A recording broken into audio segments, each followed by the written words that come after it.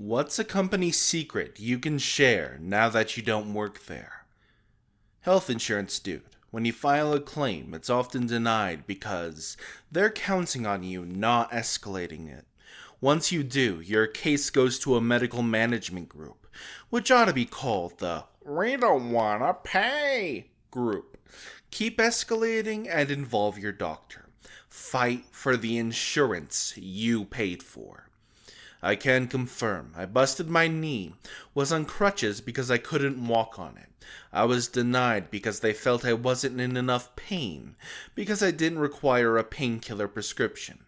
The doctor went back and forth, and I was on crutches 2 months before they finally relented and I could have the surgery. Okay. Mortgage industry here. We're like cops. Only answer the question asked. Do not provide any additional information to. Be helpful. It could screw you over. What are some examples that screw people over? Can I please get your most recent pay stub, please? Yeah, sure. Here's the last year. Also, I was off work from this time to this time, was technically let go and rehired, so the year to date starts over. Cool, now you haven't been employed for a full 6-month time period, and I have to deny you. Oprah Winfrey had us edit her arm waddles in post-production. This isn't a company secret, but I worked part-time at a Domino's franchise in college.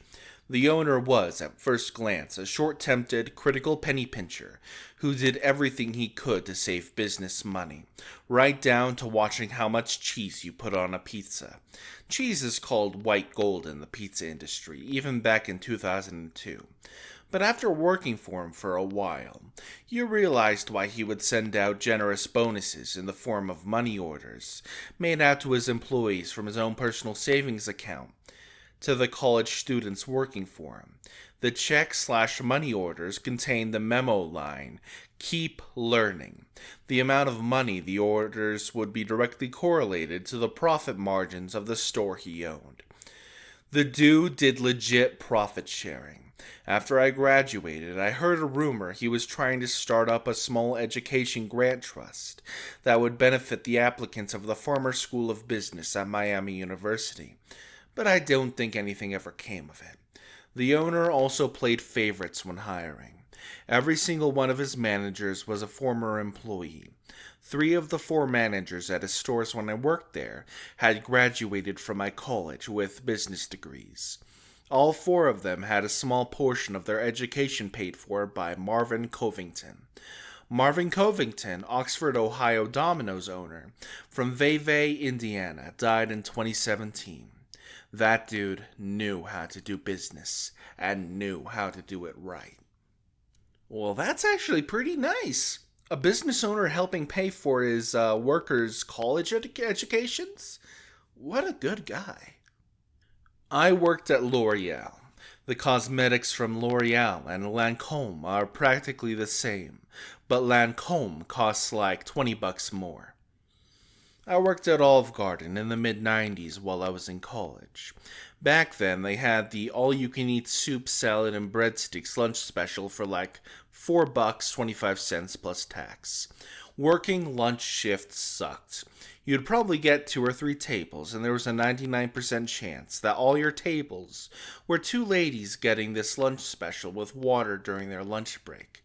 After about a year, several of our best servers were mysteriously fired. It turns out they were running a scam where they used the same receipt over and over again when these ladies paid for the meal with cash. Since we would get those 3 items ourselves from the back without bringing them into the system, these servers were just pocketing the cash for the entire meal. So instead of making like $5 to $8 in tips during a lunch shift, like the rest of us dumb schmucks, they would make an extra $20 or so by stealing from the company.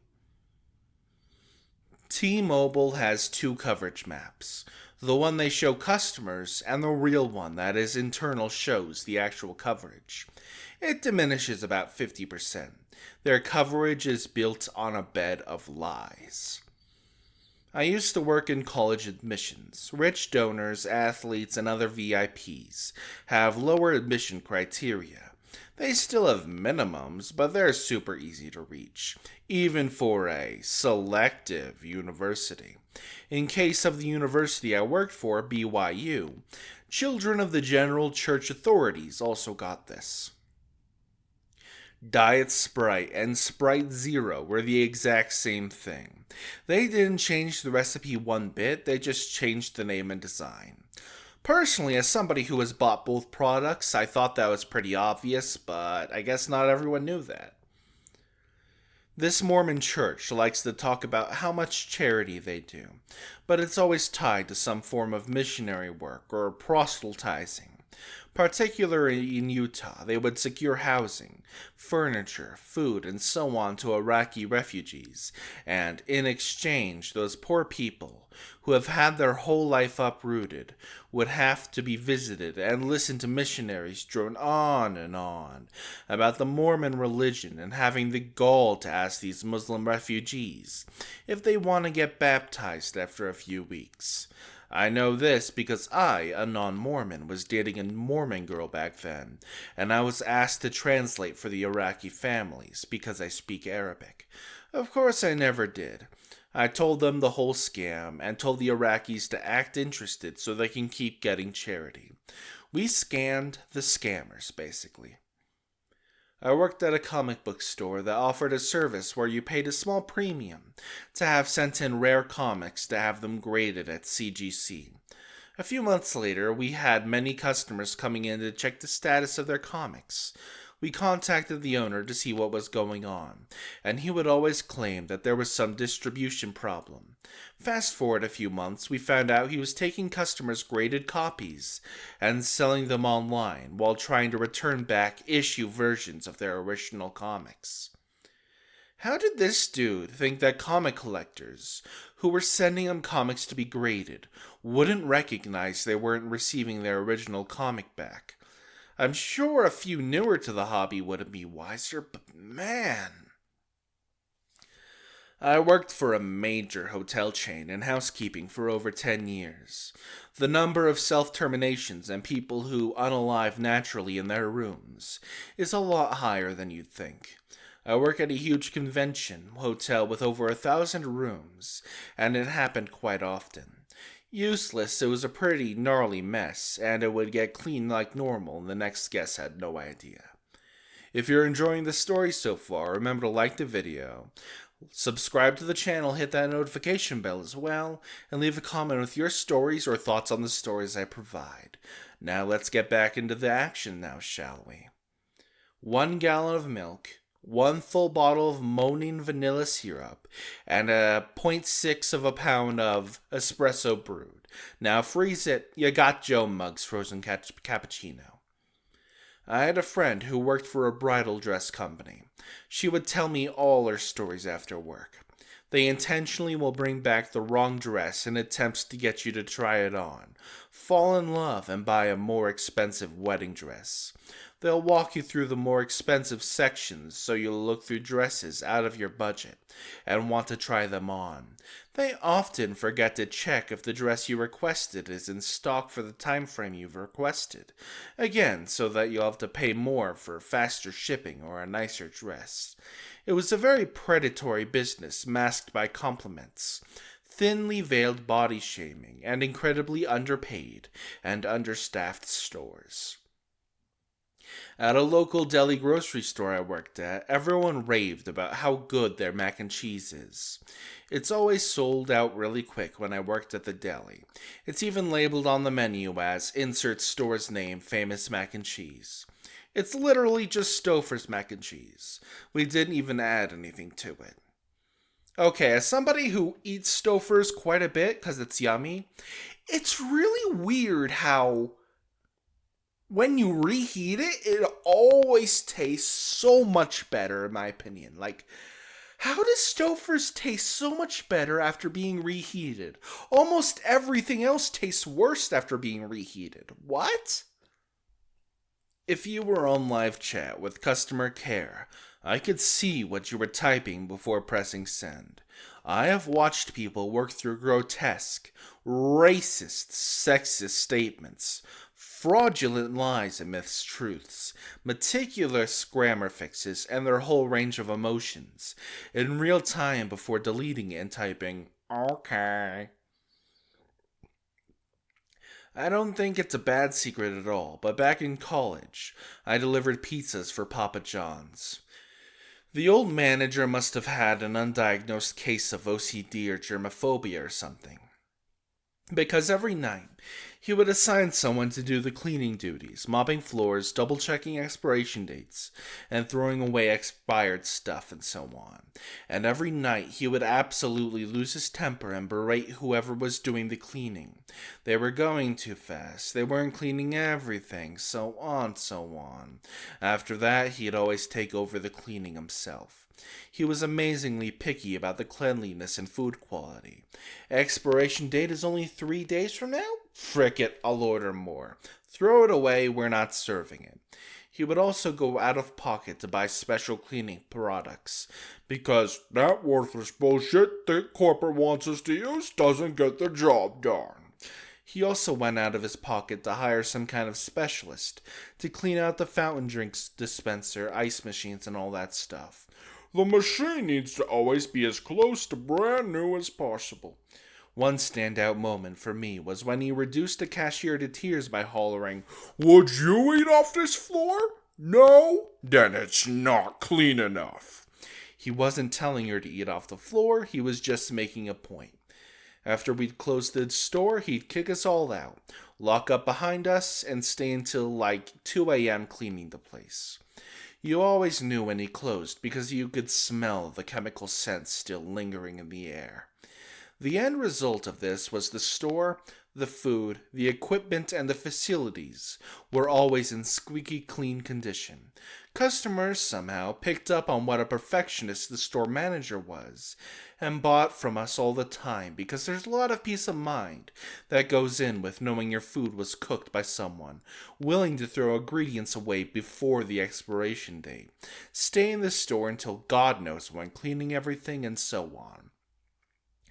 The true irony was how much the boss hated himself, because he didn't think he was doing a good enough job to run a clean restaurant with fresh ingredients. It didn't matter how many compliments he got from customers, or how many service industry veterans said they'd never worked in a place as clean as that. He was convinced his store was still a filthy barn. Eventually, he got promoted to some kind of higher-level corporate position that required him to visit other stores and make sure they were all up to spec. The end result was that a lot of stores in the area all improved, seemingly overnight. If you pick up a wall phone at Home Depot and push 7, it activates the store-wide intercom. This works at every store in my province. The vehicle modification shop at I can't pronounce that correctional institution, and I can't pronounce that place's name again, Ohio dumps waste to coolant from the machine shop into a storm drain that empties directly into the Skikoto River, because the chemical disposal tank is a 55-gallon drum in the paint shop, and that's much too small. They can't throw me into solitary confinement for complaining anymore. Edit. This happens about once a year, when the machine's coolant reservoirs are emptied and the coolant replaced. It's not on a schedule, it's one of those things you do when work is slow. Each machine holds 15 to 20 gallons, and usually you just add more as it evaporates, but eventually it gets nasty and needs to be replaced. It supposedly goes into a waste tote to be disposed of safely, which is what every non-government machine shop does. Being able to prove this is being done would require knowing when they're going to do this, and that's a decision that's often made spur of the moment. Hey, work is slow, let's have a cleanup today. There aren't any phones in the machine shop either. Edit 2. A container to store the waste properly costs $200. Why waste taxpayer money when we can just poison the taxpayers instead? I worked at an American Toyota dealership in the body shop for 12 years. We would throw away literally everything, regardless of the environmental impact. Car paint went straight to the dumpster. Radiator fluid? Down the drain. I even saw someone put oil down the drain a couple times, even though we had barrels for it up in the service department. The only thing we saved was old car parts, which the boss then sold to scrap yards and pocketed the money. The painter didn't even wear a mask either. He's around 60 and still kicking, despite 30 years of painting without a mask somehow. I'll say it, a place similar to the past face urgent care banned their front desk from informing customers that they have a credit balance to use towards their services, and still required us to charge customers the full price on top of what we already owed them. Some accounts had like $500 of copay that should have been refunded but weren't. I was actually reprimanded for applying the credit balance because, despite finance agreeing my method was correct, the regional manager said it was not a good look for the company and hindered her profits. I worked for a restoration company. One time an elderly woman called them to clean her house. She was a hoarder, or there had been a fire, I can't remember. Anyway, the company charged her $57,000 for the work to be done. But in actuality, they couldn't even get the charges to add up to $20,000. She couldn't file this on her insurance because there are other examples of gross overcharging. But this is the worst I know of that wasn't on the large loss side. The lesson here: if you have water, fire, mold, or hoarder damage, and call in a company to clean it up, go through every line item on the invoice. Every single one. Some stuff about Home Depot. Most security cameras are fake, easy to steal, and most stores have no security law/prevention. Buy the clearance items that end in O3. After that, the next step of the markdown process is the dumpster. Dial 676 on any desk phone to live page the overhead speakers. It's fun to mess with that. Buy the products in the front, it's newer. Their old product gets pushed behind continuously. If you see a reduced tag item, usually larger items, appliances, vanities with slight damage, ask someone to scan for the price. Most of the time they're not updated and will be cheaper than the tag says. And there's free bottles of water for customers behind this customer service desk. I still work here, but everyone, please get a copy of your medical records from every place you've been to. Keep a hard copy in your home, because I have horror stories from working in medical records since 2007. I worked at Petco in Alaska. Apparently brown and black mice are not allowed up here, only white mice. We get a shipment of a bunch of black and brown mice and had to take them to the vet to be killed. Also, the animals literally shipped in a UPS truck and delivered in packages. I would open a package and it would be full of fish or mice or snakes. You never knew what was coming. It was wild. Luckily, my shift manager was a really good person. She tried her best to help any sick animal and was super diligent about keeping the cages really clean. She would stay after hours to care for the sick animals in the back and double down on cleaning. When upper management came, they didn't give us crud about how clean anything was. They'd yell at us to get more customers to sign up for pet rewards. If I didn't pester every single person checking out, they would get angry and give me point deductions. I have no idea what the deductions even did. One of the upper managers watched me for like 3 hours when I was at the register. He said I wasn't pushy enough on getting people to donate and sign up for stuff. Bitch, I will ask once, and if they say no, I am not asking again. That shit is annoying as heck. He also got mad when I didn't clean up the bird cage fast enough. It took time away from the register. I'm sorry. I don't want our birds to stand in their own shit for hours, so yeah, I'm gonna take time to scrub that stuff clean. Also, don't buy fish from Petco. Pretty much every shipment that comes here are all infected with ick. Basically, half our tanks were in quarantine. We had several customers come back saying we killed their entire fish tank because of a fish we sold them. Screw Petco. Olive Garden breadsticks are just Fran's breadsticks, garlic salt and butter. In broadband company I worked for, I was tasked with editing thousands of complaints to avoid huge Ofcom fines. That sure as heck sounds illegal. I was the one who did an undercover news story about Scamp's Pet Store and their affiliation with puppy mills. Please don't buy from pet stores, folks. I worked at Best Buy 20 years ago. An employee discount was 5% over the cost, and I needed a new printer. I decided to splurge on the gold-plated USB printer cable that we sold for $40, rang up to $1.78. And that's the end of today's video. If you enjoyed the stories, remember to like, subscribe, hit that notification bell, and leave a comment with your own stories or your thoughts on the stories I provided. Thank you for watching. Maybe check out my Reddit story playlist or my horror story playlist in the description below. I will see you all next time. Hasta la pasta.